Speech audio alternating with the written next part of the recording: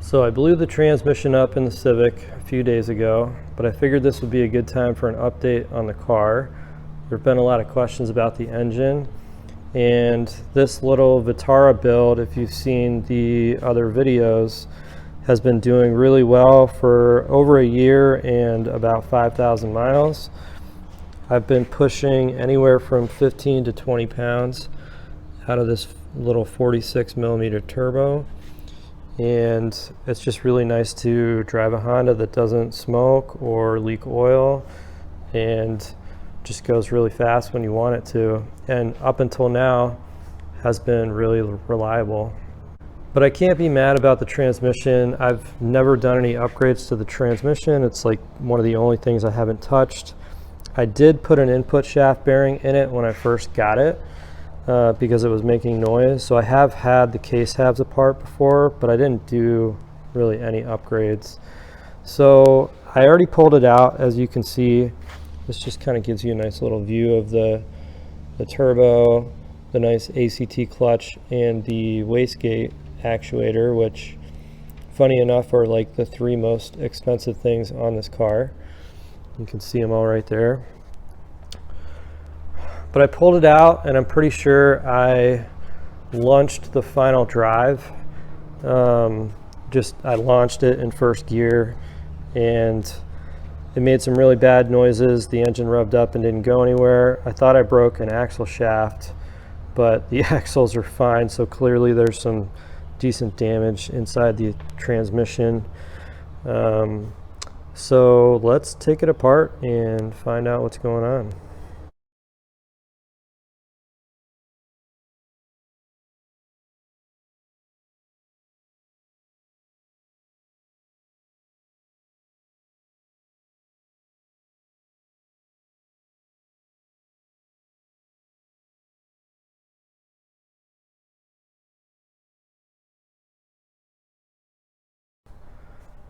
So here's the damage to the transmission. It is definitely a ring and pinion problem here.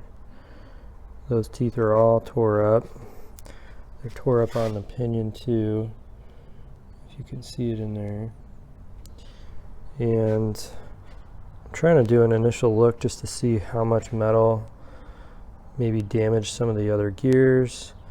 There's a pile of teeth just sitting right there. And then some of them are actually lodged down in like the shift shaft area.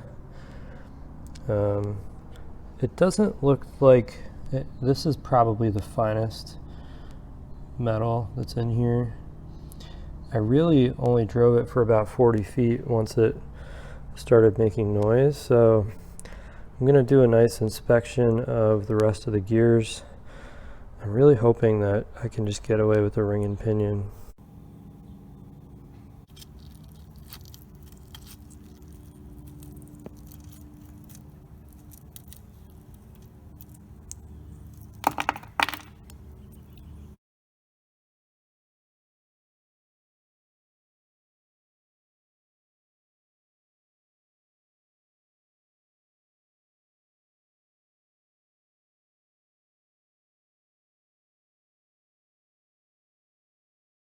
So I've got the rest of the transmission apart here, and you can see there's the damage to the countershaft. You've been hearing me say ring and pinion, but in a front wheel drive transmission I should really be saying final drive. So this is the end of the countershaft where it meshes with the ring gear, the final drive gear, and then this is, you can see the final drive gear is tore up quite a bit all around. The only other damage I found, I got lucky with all the gears and everything look okay, but I did notice the 3/4 shift fork. I don't know if you can see that. It looks pretty worn, and I didn't even realize that was an issue on these transmissions, but judging by the fact that they sell some aftermarket replacements, it seems like it's relatively common. So you can see the difference here. Maybe You can kind of see the difference in the pad. There we go. You can see the difference there between the new one on top and the old one on bottom. So I'm going to throw that in there as well. And then over here, I did go ahead and order an MFactory limited slip differential. It's the helical type, and you can see how that compares to the open diff here. And then I ordered an MFactory 4.5 to 1 final drive as well. So this is an entirely new countershaft that comes with that gear on the end. And this is the new ring gear that's going to bolt onto the limited slip. And then interestingly, I didn't actually realize this, but the MFactory final drive is a lot straighter of a cut than the factory ring gear. I find that to be interesting. I didn't know that was the case. We'll see. Looks like it'll be stronger, but maybe make more noise, kind of like a dog box would. But that's fine if it does. And then I also ended up with a Synchrotech rebuild kit with carbon synchros, which means that the inside of the synchro is lined with this carbon friction material. And then it was kind of annoying, the rebuild kit didn't come with differential bearings. I didn't realize that till it got here. So then I ordered some diff bearings separately.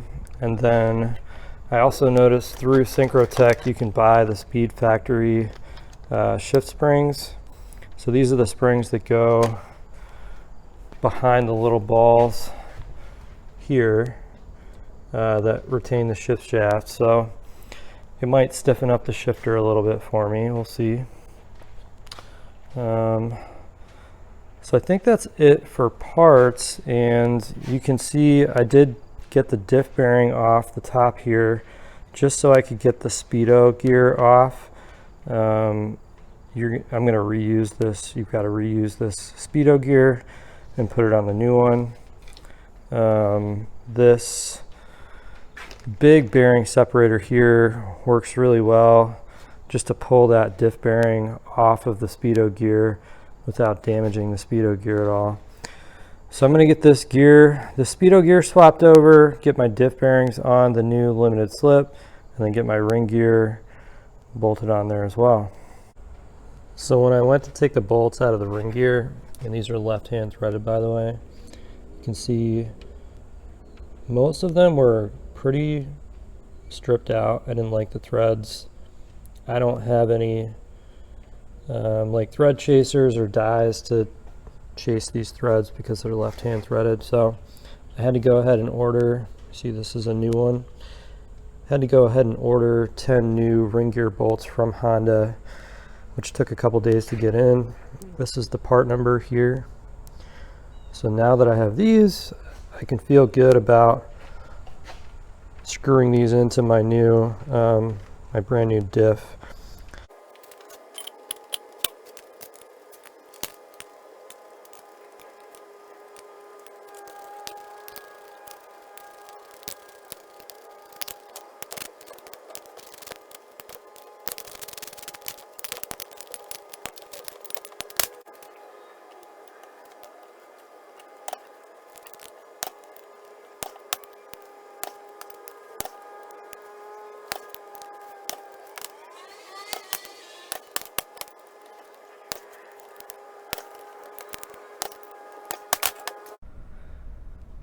I'll show you my little fixture here to put the final torque on this. It's not elegant, but I just jam a pry bar into the wall. I use a wood clamp and a t-shirt just to make sure the gear doesn't get damaged. And that gives me the leverage I need to go 75 foot-pounds is what these get torqued to, left-hand thread, so I'm pushing down on this torque wrench.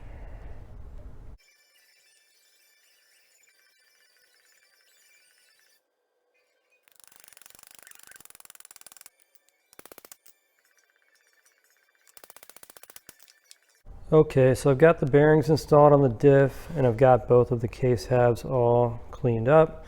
There was a bunch of junk in this clutch cover case.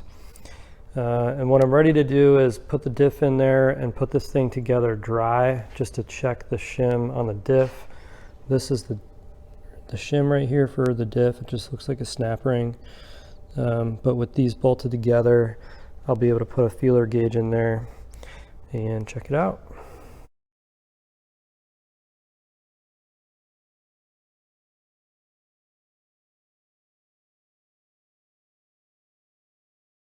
Okay, so I've got this thing bolted together. Let me show you over here. Here's the specification. It is 0 to 4 thousandths of an inch.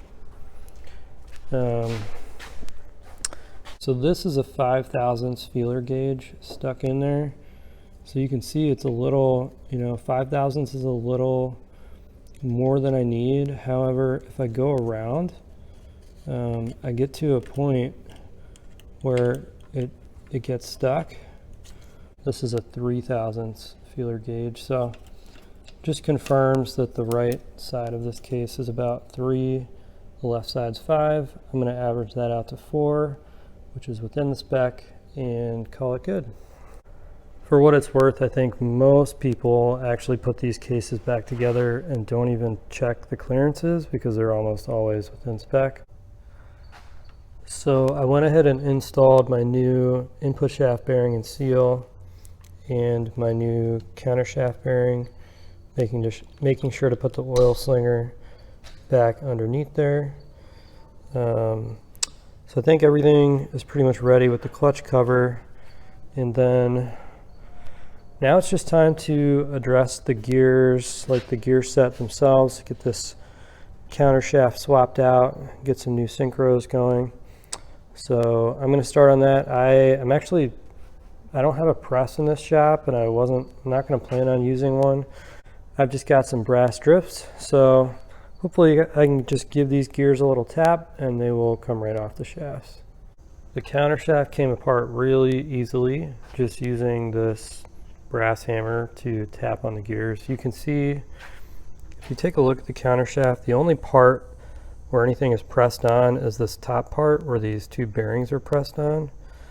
The rest of it is just splined, and the gears slide right off of there, and then this bottom part actually has a needle bearing on the inside of this gear. So once you pop essentially those top two bearings off, everything just slides off, and it's super easy. I've got everything laid out kind of in the order that it goes on the countershaft as it would sit in the trans. So I already swapped out these two bearings for the new ones and just put them in place.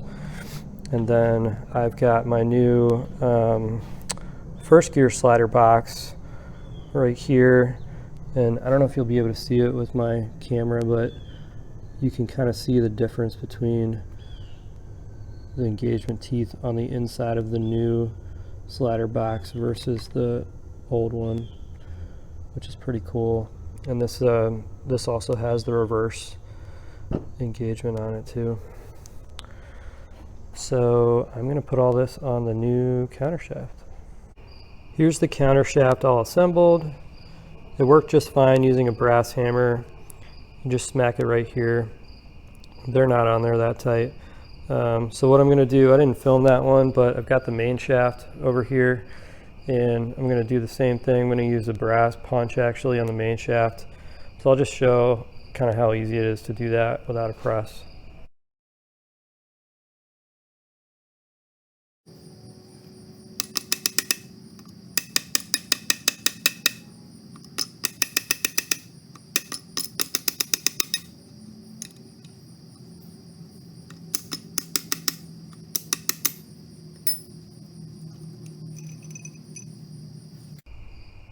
So here's the main shaft all apart. It came apart really easy. I actually started a time lapse because I thought it was going to take at least a few hits of the hammer, but I barely had to hit anything to get this to come apart. And you can see in the second part, I didn't even use a hammer. I just used the brass drift and smacked right on the gear, and it came apart. So super easy. I am going to spend some time cleaning up this main shaft with some brass tube cleaners. And then all I'm doing here is I just have to swap these synchros out for the carbon synchros and the synchro hubs.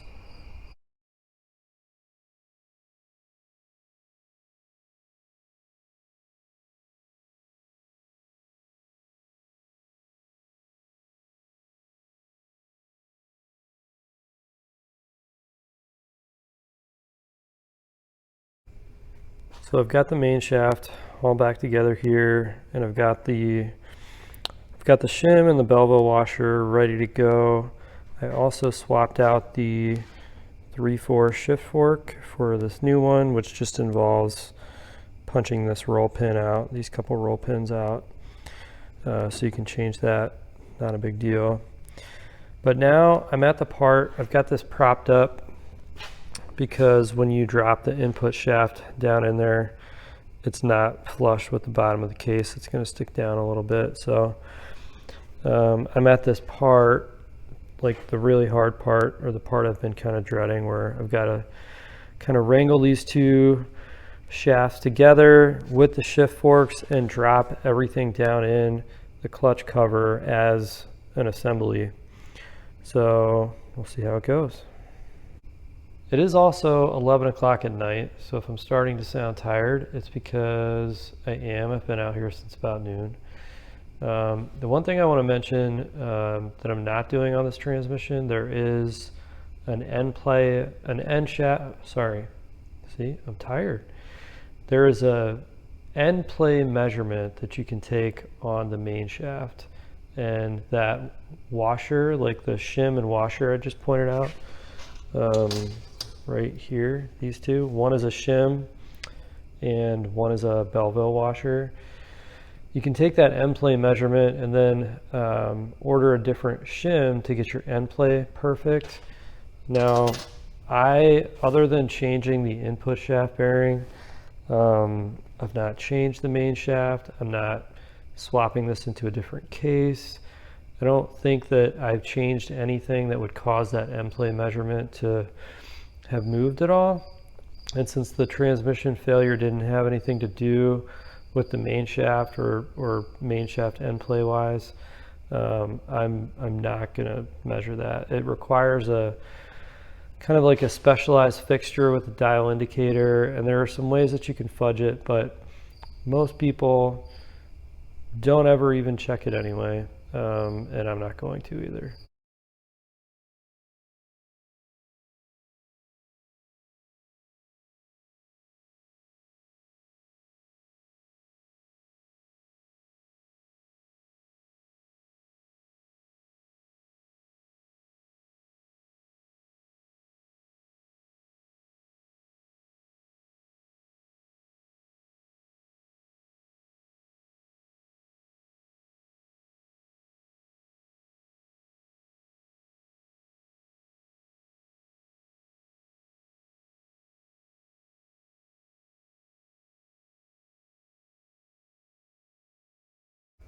All right, so here are the case halves bolted together, and it's starting to look pretty complete, but there is one step that I still have to do.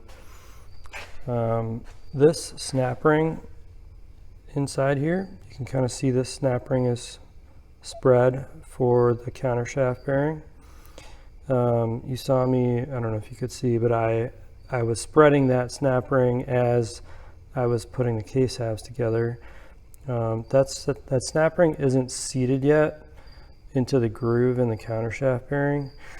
And it doesn't say this in the workshop manual, but I learned this from my friend Dan that works at Honda.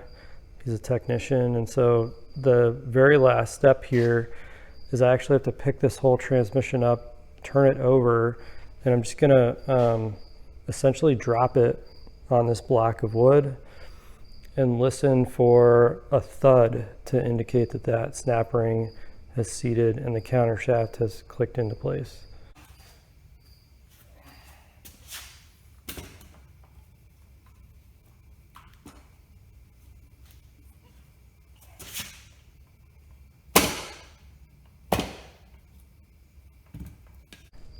So you can see the difference now. See how that snap ring actually clicked into place on that countershaft bearing. Wasn't very hard this time, which is awesome. So I do want to point these out before I install them. I did buy the Speedfactory springs to go in like the shift retainer balls. So they go in these 3 holes here, 1, 2, 3. And I don't know if you can see in there, but essentially the shift fork has a little notch in it where that ball is going to go. And I'm hoping it really improves the shifter feel. I already have a Speedfactory spring in this top one, and it really improved the kind of side-to-side movement of the shifter. So I'm not really sure how this is going to make it feel, and I'm honestly not sure if this is great for a daily driver, because these springs are extremely stiff compared to the factory ones. So I'm not sure if the shift fork is going to kind of wear where this ball goes from daily driving. I know Speedfactory does a lot of drag race stuff, so I mean, we'll see. But anything I can do to tighten up the shifter in this car, I'm game. All right, this thing is complete now. I just installed the clutch fork and throw out bearing. I've got the axle seals in. I got the shifter seal in. Here is the pile of parts that came out of this transmission and didn't go back in. So this thing's done. It's 2 o'clock in the morning. I think I'll throw it in the car tomorrow, but that's going to be it for this video. I don't plan on doing a video of me putting it in the car or the car driving or anything like that. I've not really done any driving videos before. I've tried to shoot some, they don't turn out that well.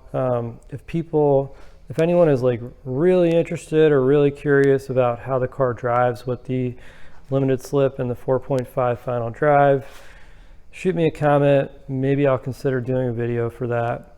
But for now, that's it. Thanks for watching. I'm going to bed.